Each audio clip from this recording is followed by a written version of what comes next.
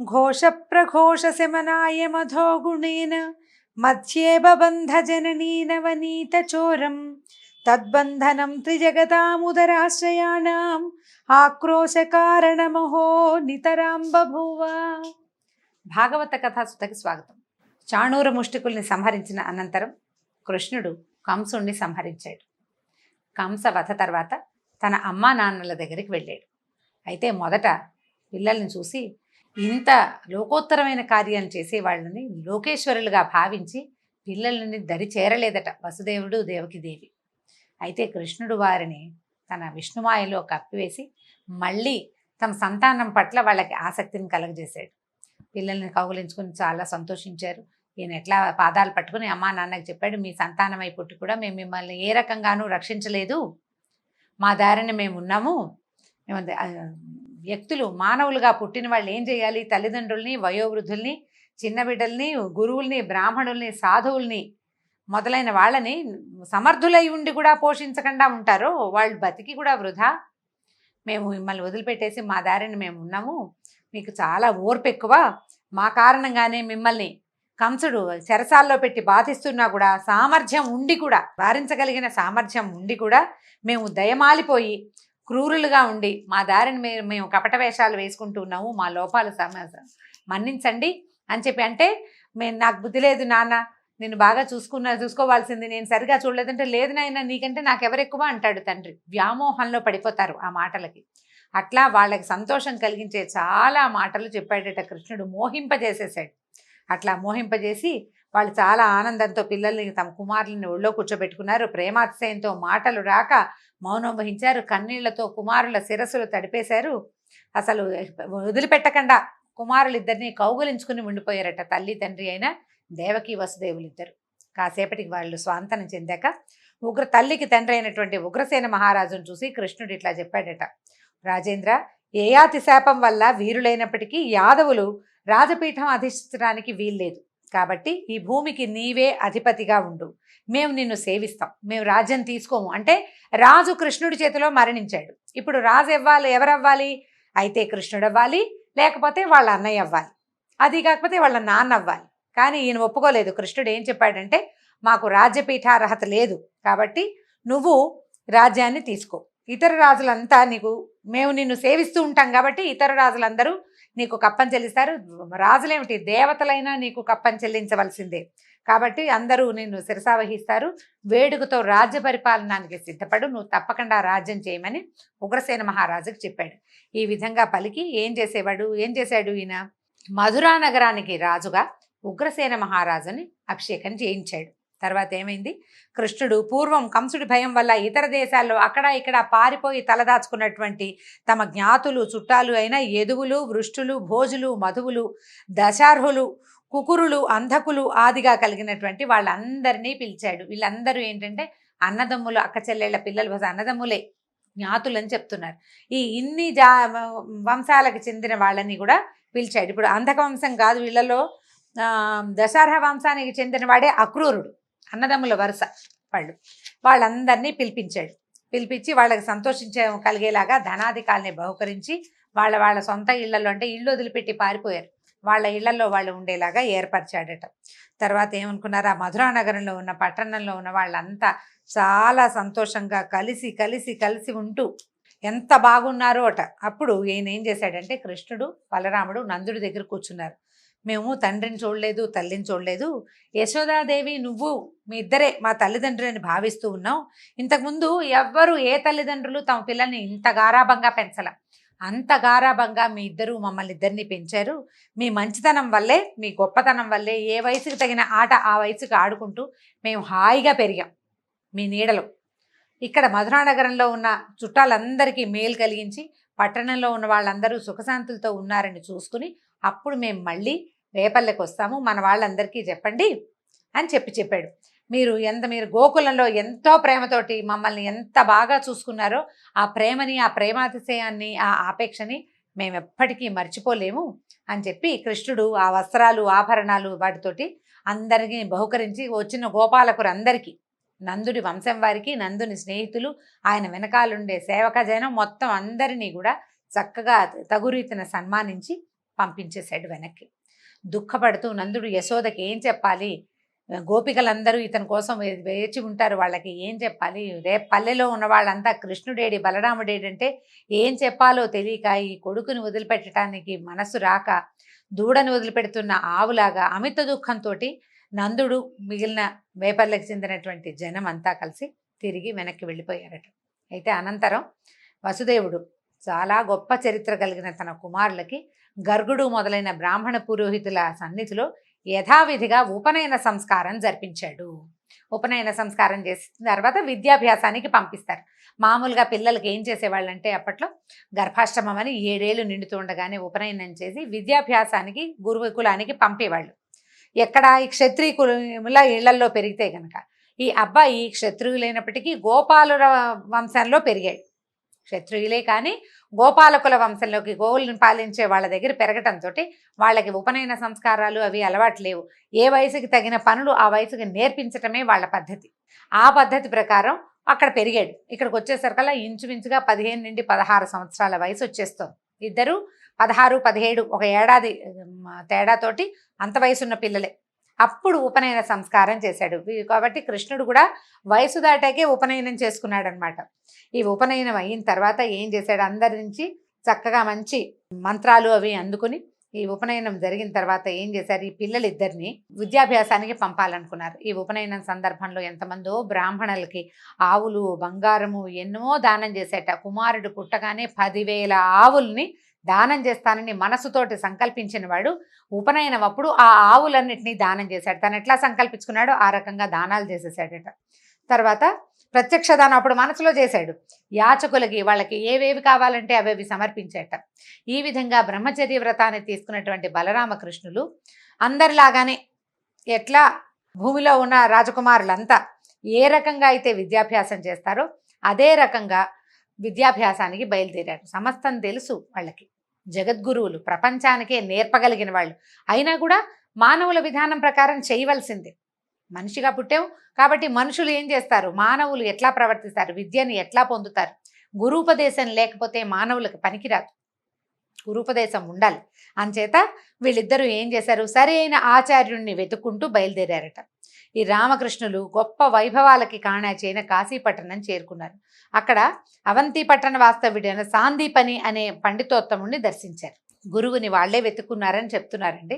సాందీపని అనే ఒక గురువుని చూసి ఆయన్ని సేవించారు. ఆయన వీళ్ళ తాలూకు వినయ విధేయతలకి చాలా సంతోషించి ఏం చేశాడు, 4 వేదాలు, శిక్ష, వ్యాకరణము, ఛందస్సు, నిరుక్తము, జ్యోతిష్యము, కల్పము అనేటువంటి 6 వేదాంగాలు, ఆ 4 వేదాలు 6 వేదాంగాలు, ధనుర్వేదము, తంత్రము, మనువు మున్నగు వారితో చెప్పబడినటువంటి ధర్మశాస్త్రాలు, న్యాయము, తర్కము, రాజనీతి మొదలైన వాటిని తేట తెల్లంగా బోధించాడు. వీళ్ళు ఏమిటంటే ఒకసారి వింటే వచ్చేస్తుంది, వాళ్ళ లక్షణం అది. అక్కడి నుంచి ఎలాంటి వాళ్ళంటే అమిత నేర్పరులు. 64 కళల్ని 64 రోజుల్లో ఒక్కొక్కడు ఒక్కొక్క కళావంతుడి దగ్గర నుంచి నేర్చుకున్నారు. మామూలుగా ఈ గురువుగారు చెప్పే విద్యలు ముందు చెప్పబడ్డాయి. 64 కళలు నేర్చుకోవాలంటే కళలు చెప్పే వాళ్ళు వేరే ఉంటారు. ఒక్కొక్క కళ ఒక్కొక్క కళావంతుడి దగ్గర నేర్చుకున్నారట. 64 రోజుల్లో 64 కళలు. ఈ గురువులకే గురువులైన వాళ్ళు, ఇతడు ఎక్కువ అతడు తక్కువ అనే భేదభావం లేకుండా ప్రకాశించు లోక గురువులైనటువంటి రామకృష్ణులు సంతోషంతో గురు శిష్య న్యాయంతో తమ తాలూకు ఉపాధ్యాయుడైనటువంటి సాందీపనిని సేవించారు. గురు సేవలో ఎక్కడా భేదం రానివ్వలేదు. వాళ్ళు ప్రపంచాలకే గురువులైనప్పటికీ గురువుని యథావిధిగా సేవించి ఆయన దగ్గర నుంచి అన్ని విద్యలు నేర్చుకున్నారు. అయితే సరే, ఇలా కృతార్థులు మొత్తం చదువంతా అయిపోయింది. చదువు అయిపోయాక అప్పట్లో ఏం చేసేవాళ్ళు, విద్యార్థులు చదువుతూ ఉండగా వాళ్ళ దగ్గర నుంచి ఫీజులు అవి వసూలు చేసే రోజులు కావవి. తర్వాత గురుదక్షిణ ఏదైనా స్వీకరించేవాళ్ళు. ఇంత ప్రతిభావంతులుగా కనపడుతున్నటువంటి ఈ పిల్లలు వాళ్ళు తమ ఏదైనా చేయగలరని భావించి సాందీపని తన భార్యతోటి ఆలోచించుకుని, ఈ సాందీపని మహాముని ఏం చేశాడంటే రామకృష్ణులతోటి ఇట్లా అన్నాడట, నాయన మా కుర్రవాడు, మా పిల్లడు, నాకు ఒక కుమారుడు ఉన్నాడు. పూర్వం సముద్రంలో ప్రభాసం అనే తీర్థంలో, అంటే సముద్ర తీరాల్లో ప్రభాస తీర్థం అని ఒక తీర్థం, అదే ఇప్పటిది మన గుజరాత్లోని సోమనాథ్ క్షేత్రం ప్రభాస తీర్థం అంటారు. చాలా విచిత్రంగా శ్రీకృష్ణుడు అవతారం చాలించింది కూడా ప్రభాస తీర్థంలోనేనండి. ఆ విషయం తర్వాత చెప్పుకుందాం, సందర్భవశంగా వచ్చిందని ఆ వాక్యం ఇక్కడ చెప్తున్నాను. నిజానికి సందర్భోచితమైన విషయం కాదు. ఆ ప్రభాస తీర్థం అనేసరికి ఆ మాట జ్ఞాపకం వచ్చిందనమాట. అయితే ఈ ప్రభాస తీర్థంలో స్నానం చేస్తూ మునిగిపోయాడు, మళ్ళీ కనపడలేదు. మీరు దయాసముద్రులు, గురువు కోరిన కోరిక తీర్చాలనే సదుద్దేశం కలిగిన వాళ్ళు కాబట్టి అందరికీ ఆశ్చర్యం కలిగేలాగా మా కుమారుని మాకు గురుదక్షిణగా సమర్పించండి అని అడిగాడు. ఇది మీ కర్తవ్యంగా భావించండి, నా కుమారుణ్ణి నాకు దక్కించమన్నారు. నిజానికి ఇప్పుడు శిష్యులు కనుక అత్యంత బలవత్తరమైన వాళ్ళు, లోకోత్తర నాయకులు అయితే కనుక గురువుగారు గొప్పతనానికి తక్కువే ఉంటుంది. ఆయన ఏదంటే కోరిన కొండ మీద వాన కురిపించగలరు వాళ్ళు, ఎక్కడ కావాలంటే అక్కడ. అయితే ఇంత అఖండమైన పరాక్రమంతో విరాజిల్లే శిష్యులై ఉండి గురువు కోరిక తీర్చడం మీరు న్యాయం కాదా? కాబట్టి దయచేసి నా కుమారుణ్ణి నాకు తెచ్చివ్వండి, అదే నాకు మీరు ఇచ్చేటువంటి గురుదక్షిణ అన్నారు. అని చెప్పేసరికల్లా నిజానికి ఇది మానవులకి సాధ్యపడే వ్యవహారం కాదు. సముద్రంలో మునిగిపోయాడు అంటే జీవించి ఉండకపోవచ్చు. నీట మునిగిన వాడు మళ్ళీ వస్తాడా? రాడు. కానీ వీళ్ళు ఇంత విద్య నేర్పిన గురువుకి న్యాయం చేయదలుచుకుని ఉన్నారు. చేయదలుచుకుని ఉండి ఇద్దరు ఏం చేశారు, ఆ మంచి పెద్ద రథం ఒకటి దాన్ని ఎక్కి సముద్రం దగ్గరికి వెళ్ళారు, ప్రభాస తీర్థానికి వెళ్ళారనమాట.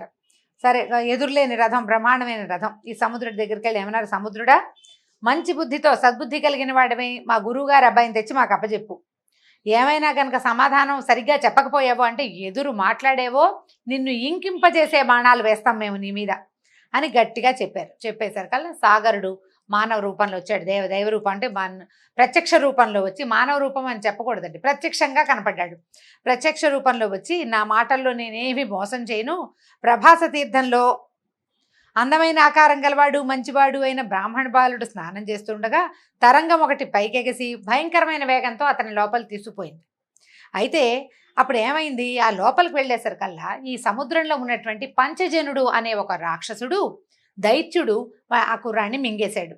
కాబట్టి నాదేం లేదు, నేను కాదు ముంచింది, అక్కడ ఒక రాక్షసుడు ఉన్నాడు, వాడు లాగేశాడని చెప్పాడు. అని చెప్పి ఆ రాక్షసుడు ఎక్కడుంటాడో చూపించాడనమాట. శ్రీకృష్ణుడు ఏం చేశాడట, శంఖం పూరించి పిలిచాడు. అక్కడ దాకా వెళ్ళిపోయి పిలిచేసరికల్లా ఈ పంచజనుడు భయ సందేహాలతో చాలా భయపడిపోయాడట వాడు. ఈ కృష్ణుడు సాగర జలంలో ప్రవేశించి బంగారు పింజలతో బ్రహ్మాండమైన బాణాలు, అంటే చక్కటివి అతి పదునైనవి మెరిసిపోతూ బంగారపు రంగులో మెరిసే బాణాలని వేసి ఈ పంచజనుడి పొట్ట చీల్చాడు. పొట్ట చీల్స్తే ఆ పొట్టలో విప్రకుమారుడు కనపడలేదు. అయితే ఈ కృష్ణుడికి నచ్చలేదు, ఇదేమిటి వీడిని చంపేసిన తర్వాత కూడా ఇది కనపడలేదని ఏమనుకున్నాడు. అయితే ఈ కొట్టినప్పుడు ఏమైంది, వీడి శరీరంలోంచి పాంచజన్యం, ఒక శంఖం ఉద్భవించిందట. వాడు సముద్రంలో ఉండేవాడు కదా, సముద్రంలో ఉండే ఒక శంఖ రూపిగా బయటకు వచ్చాడు. వాడి పొట్టలోంచి అది వచ్చిందట. పంచజనుడి నుంచి జన్మించింది కాబట్టి పాంచజన్యము అనే పేరు వచ్చింది ఆ శంఖానికి. ఆ పాంచజన్య శంఖాన్ని తన చేతిలోకి తీసుకున్నాడు. ఆలస్యం చేయకుండా తన బలరాముడితో కలిసి రథం ఎక్కి అన్నయ్యతో కలిసి యమసదనానికి బయలుదేరాడట. అంటే రాక్షసుడి గర్భంలో కనపడని విప్రకుమారుణ్ణి యముడు తీసుకెళ్ళిపోయి ఉంటాడు. రాక్షసుడు తినేశాడు. అతని ప్రాణాలను ఎవరు తీసుకెళ్తారు, ఎవరి ప్రాణాన్నైనా తీసుకెళ్లేవాడు యముడు. యముడు ఇంటికి పరిగెత్తారనమాట వీళ్ళిద్దరూ. వెళ్ళేసరికల్లా ఆ నగరం పేరేంటంటే సంయమని, సంయమనము కలిగింది అనమాట. ఆ సంయమని అని పేరు కలిగినటువంటి యమపురానికి చేరి బయట నిలబడి ప్రళయకాల మేఘంలాగా అలాంటి ధ్వనిని కలగజేసే శంఖాన్ని పూరించాడట. ఈ శంఖ శబ్దాన్ని వినేసరికల్లా యముడు అనుకున్నాడు, ఇదేమిటి, నేను ఇంత బలశాలిని, ఇంత గొప్పవాడిని, ఏ ప్రాణి నా నుంచి తప్పించుకోలేదు, నాకు కోపం తెప్పించేలాగా ఎవడో నా వాకిట్లో నిలబడి శంఖం పూరిస్తున్నాడు, వాడి సంగతి చూస్తానని బయటికి వచ్చిన యముడు పక్కపక్కన నిలబడిన బలరామకృష్ణుల్ని చూడంగానే అతనికి తెలిసిపోయింది, తమ లీలను చూపటానికి నరావతారంలో జన్మించినటువంటి నారాయణ స్వరూపునిగా కృష్ణుణ్ణి, ఆయన యొక్క సహోదరుడిగా ఆదిశేషువుని గమనించాడు, తెలుసుకున్నాడు. స్వరూపం చూడంగానే తెలిసిపోయింది నారాయణ స్వరూపం. తెలియగానే వెంటనే ఏం చేశాడు, పరమ భక్తితోటి పాదాల మీద పడ్డాడట. నా ఇంటికి వచ్చావు, నీకు ఏం కావాలో చెప్పమని అడగంగానే అప్పుడు అచ్యుతుడు ఏం చెప్పాడంటే, ఓ యమధర్మరాజా, మా గురువు యొక్క కుమారుడు, అతనిలో ఏం తప్పుందో తెలీదు, నువ్వు అతన్ని తెప్పించేసుకున్నావు నీ దగ్గరికి, అతన్ని నాకు అప్పచెప్పు, అతను కావాలి అనగానే యమధర్మరాజు ఇంకొకళ్ళ దగ్గర అయితే వీడికి సమయం అయిపోయింది అలాంటివి చెప్పేవాడేమో, కానీ భగవంతుడి దగ్గరికి ఏం చెప్తాడు, వెంటనే ఇదిగో వీడు తీసుకెళ్ళిపోండి అని చెప్పేసి సాందీపని మహర్షి కుమారుణ్ణి తెచ్చి అప్పచెప్పేశాడట. ఆ కుమారుణ్ణి తీసుకుని గురుకుమారుడితోటి బలరామకృష్ణులు ఇద్దరు భూలోకానికి వచ్చి కుమారుణ్ణి సాందీపని మహర్షికి వాళ్ళ గురువు గారికి అప్పచెప్పారు. ఇంకేం కావాలో చేయమని అడిగారు. అడిగేసరికి ఆయన అన్నాడు, నాయనా, మీరు గురుదక్షిణ్ణి తెచ్చి అప్పచెప్పారు, మీలాగా చేయగలిగేవాడు, ఇంత లోకోత్తరమైన కార్యం చేయగలిగిన వాడు ఎవడు ఉండడు. మీ యశస్సు దిగంతాల వరకు వ్యాపిస్తుంది. ఎవరైనా సరే ఈ యమసదనం నుంచి గురువు కోరాడని కుమారుణ్ణి తెచ్చిపెట్టగలిగే వాళ్ళు ఉన్నారా? యమసదనానికి వెళ్ళిన పిల్లాడు చచ్చిన పిల్లవాడిని తెచ్చివ్వడం అంత సులువా? మీరు కాబట్టి ఈ పని చేశారని ఎప్పటికీ మీ తాలూకు గొప్పతనం ప్రపంచంలో నిలిచి ఉంటుందని దండం పెట్టాడు.